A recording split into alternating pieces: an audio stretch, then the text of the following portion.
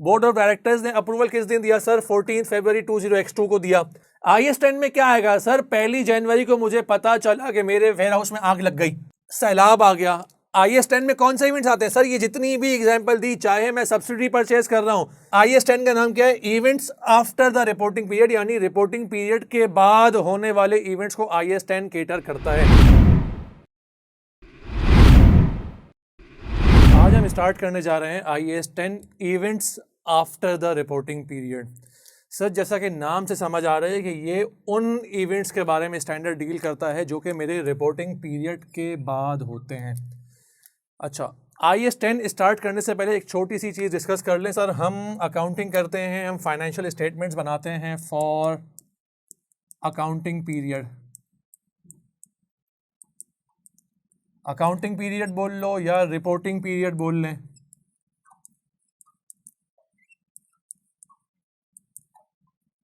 एक ही बात है, सही है। अब सुनो, एक एग्जांपल लेते हैं सर। मेरा एक अकाउंटिंग पीरियड है स्टार्टिंग फ्रॉम 1 जनवरी 20x1 से, तो एंड होगा सर 31 दिसंबर 20x1। सर 1 जनवरी से लेकर 20x1 तक का जो पीरियड है ये कहलाता है मेरा रिपोर्टिंग पीरियड, जिसकी मैं रिपोर्ट्स बना रहा हूं।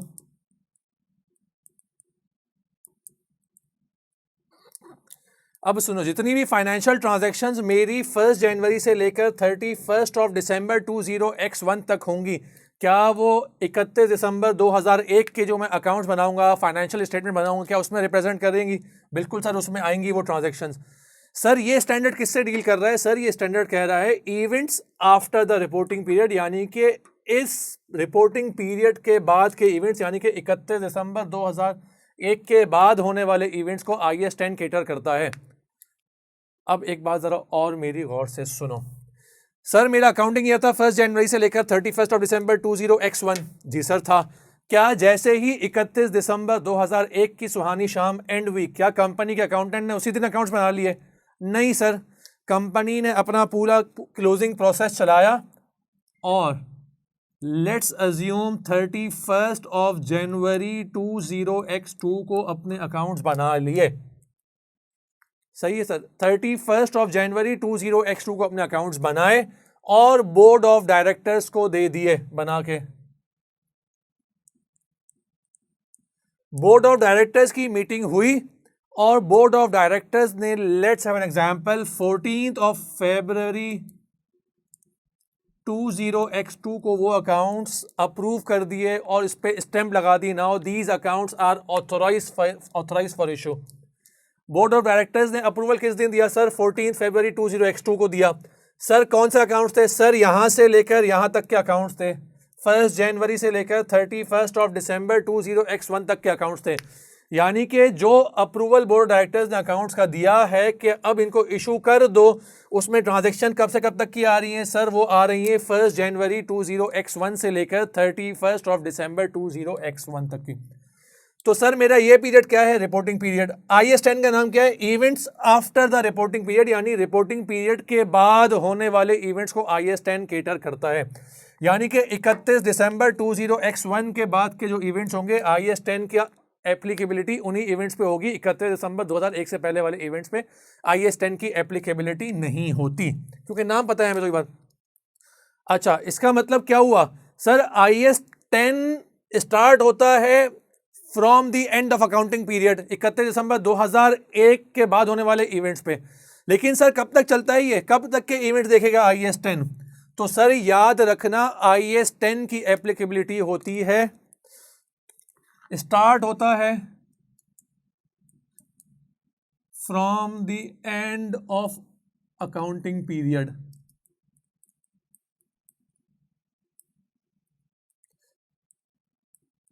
to the date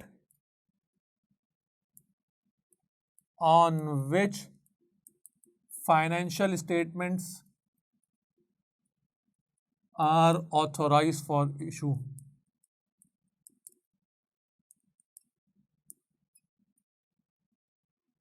By board. और board here means executive director समझेंगे हम लोग, सही ना। IS10 में कौन से इवेंट्स आते हैं sir? Start from the end of reporting period, यानी कि 31 दिसंबर के बाद से 1 जनवरी 20x2 के बाद जो भी इवेंट्स होंगे वो IAS 10 डील करेगा।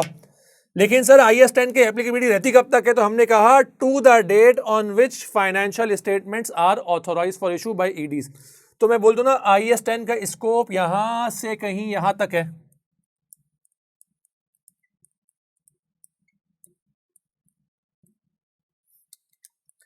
तो सर क्या हम ये बोल दें IAS 10 का स्कोप कहीं 1 जनवरी 20x2 से लेकर 14 फरवरी 20x2 तक का है। अब सुनो सर, IAS 10 ने बोला भाई मेरे स्टैंडर्ड में जो इवेंट्स कंसिडर किए जाएंगे वो इवेंट्स होंगे जो कि 31 दिसंबर 20x1 के बाद हुए, यानी कि start from the end of accounting period, इस डेट के बाद हुए हों। और सर कब तक हुए हों? 14 फरवरी 20x2 तक हुए हों। सर क्या 31 दिसंबर के पहले वाले इवेंट्स IAS 10 में आते हैं? नहीं सर, वो तो करंट अकाउंटिंग ईयर के इवेंट है, करंट ईयर में रिपोर्ट करने ही करने।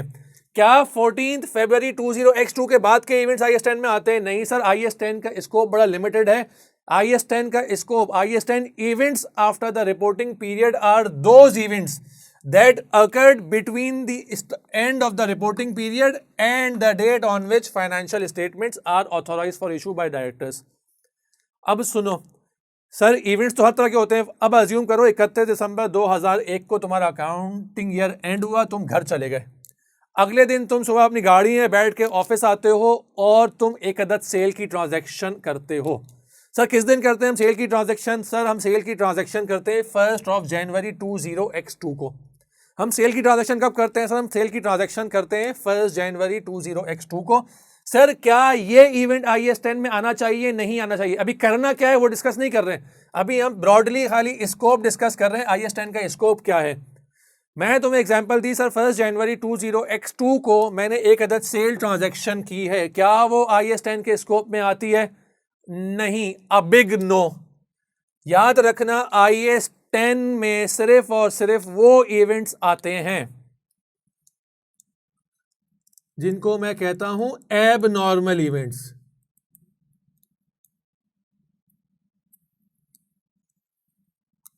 IAS 10 में कौन से इवेंट्स आते हैं? सर एब नॉर्मल इवेंट्स आते हैं, नॉर्मल इवेंट्स नहीं आते। यानी नॉर्मल क्या होते हैं? जो कि रूटीन में हो रहे हो। सर क्या सेल परचेज करना मेरा रूटीन ट्रांजैक्शन है? जी सर, सेल परचेज करना मेरी रूटीन ट्रांजैक्शन है। IAS 10 में क्या आएगा? सर 1 जनवरी को मुझे पता चला कि मेरे वेयर हाउस में आग लग गई। अच्छा सर, 2 जनवरी को पता चला कि एक बड़ा मेजर कस्टमर था, उसका डेट राइट ऑफ करना है, वो लिक्विडेट हो गया, वो बैंकरप्ट हो गया। सर 3 जनवरी को मुझे पता चला कि एक अदद सब्सिडी खरीद रहा हूं मैं। 4 जनवरी को सैलाब आ गया। IAS 10 में कौन से इवेंट्स आते हैं? सर ये जितनी भी एग्जांपल दी, चाहे मैं सब्सिडी परचेज कर रहा हूं, चाहे मेरा एक कस्टमर बैंकरप्ट हो रहा है, चाहे सैलाब आ रहा है, ये सब क्या है? सर ये नॉर्मल इवेंट्स है, एब नॉर्मल इवेंट्स हैं। सर ये सारे के सारे एब नॉर्मल इवेंट्स हैं। तो IAS 10 की एप्लीकेबिलिटी सिर्फ किस पे है? सर IAS 10 की एप्लीकेबिलिटी होती है सिर्फ और सिर्फ एब नॉर्मल इवेंट्स पे। क्या ये बात समझ आती है हम लोग को?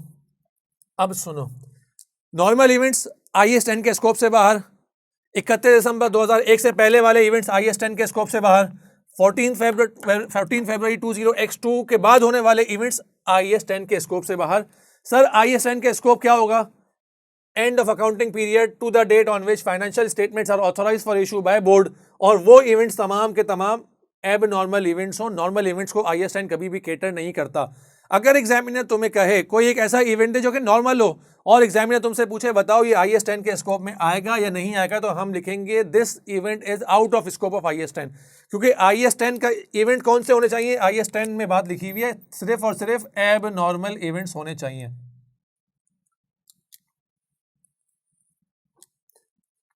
अब आगे मेरी बात सुनो, सर क्या एब नॉर्मल इवेंट्स फेवरेबल हो या अनफेवरेबल हो? IAS 10 ने बोला भाई मैं फेवरेबल अनफेवरेबल की बात नहीं करता, बोला जो भी एब नॉर्मल इवेंट होगा, चाहे तुम्हारी फेवर में हो चाहे तुम्हारे अगेंस्ट में हो, चाहे फेवरेबल हो या अनफेवरेबल इवेंट हो, बोला आएगा वो IAS 10 के अंदर ही। बोला अकाउंटिंग मैं बताऊंगा कैसे करनी है, चाहे वो फेवरेबल इवेंट हो चाहे अनफेवरेबल इवेंट हो।